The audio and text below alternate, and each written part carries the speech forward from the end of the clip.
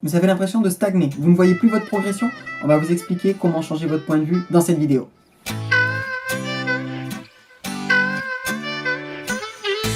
Bonjour et bienvenue sur la 4e vidéo de la semaine de la motivation du blog Corps et Esprit Martial. Aujourd'hui on parle du sentiment de progression, c'est-à-dire la sensation que l'on a de progresser. Et oui, parce que je ne connais personne qui pratique une activité pour ne pas progresser dedans. Et oui, ça nous motive de réussir à progresser. Et vous, vous avez l'impression de progresser? Vous en êtes où dans votre pratique? Ça fait combien de temps que vous en faites? Dites-nous dans les commentaires, ça nous intéresse. Seulement, il peut arriver au bout d'un moment qu'on ait l'impression de stagner, de ne plus avancer.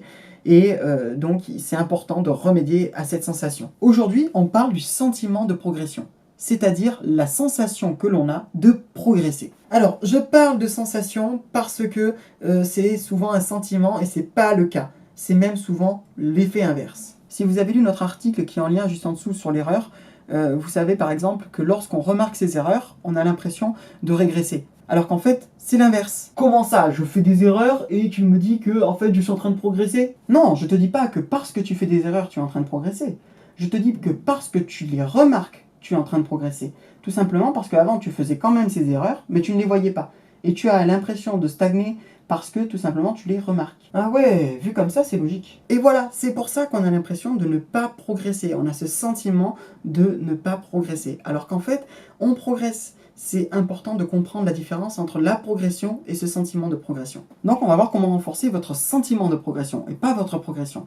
Vraiment, c'est la sensation que vous avez de progresser. Donc la première chose à faire, il me semble que c'est logique, vous en parlez à votre entraîneur immédiatement. Voilà, j'ai l'impression de stagner, j'ai pas l'impression de progresser, qu'est-ce que tu en penses? Et est-ce que tu penses qu'il y a un axe sur lequel je devrais travailler? Un axe sur lequel vous devriez travailler? Ça me rappelle un peu les objectifs de moyens qu'on a déjà vu dans une vidéo qui est juste en dessous. Et oui, avoir des objectifs clairement définis, c'est un moyen de se voir progresser. Mais c'est pas le seul. Vous avez l'impression de stagner? Ah, l'un des meilleurs moyens, c'est peut-être d'affronter quelqu'un qui est moins expérimenté que vous. Et vous allez voir que vous avez progressé. Attention, je ne parle pas de prendre le premier débutant qui passe, de mettre les gants et lui exploser la tête. Vous pouvez tout simplement faire un sparring léger ou essayer tel ou tel exercice spécifique avec lui. Je prends l'exemple de l'aïkido, où il n'y a pas en fait de combat. Comment vous pouvez tester avec un débutant? Vous prenez un élève plus expérimenté et le débutant et vous-même, vous lui faites la technique.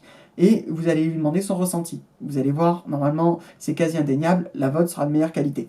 Autre chose qui peut vraiment vous aider, c'est de noter clairement le contenu de vos séances dans un carnet d'entraînement. Mais vous mettez les choses de façon détaillée. Aujourd'hui j'ai travaillé ça, j'ai ressenti ça. Aujourd'hui j'ai travaillé ça, j'ai ressenti ça. Et vous allez voir qu'en fait, plus ça va aller et plus vous allez avoir un ressenti expérimenté. Donc vous progressez. Vous pouvez aussi utiliser ce carnet d'entraînement en amont, avant d'aller vous entraîner. Et aujourd'hui, je vais travailler tel point, tel point. Aujourd'hui, je vais travailler là-dessus et là-dessus. Comme ça, vous avez des objectifs pour vous améliorer très précisément. Attention, objectif de moyen et pas objectif de fin. J'insiste, allez revoir la vidéo si vous ne maîtrisez pas ces deux notions. Sinon, ça peut être contre-productif. Voilà, vous savez maintenant rebooster votre sentiment de progression. Et n'hésitez pas à partager sur les réseaux sociaux pour que ça aide un maximum de personnes. N'hésitez pas à vous abonner parce que demain, on aborde un thème très important. L'impression d'avoir atteint tous ses objectifs. Et on va voir comment réussir à pallier à ce problème de motivation.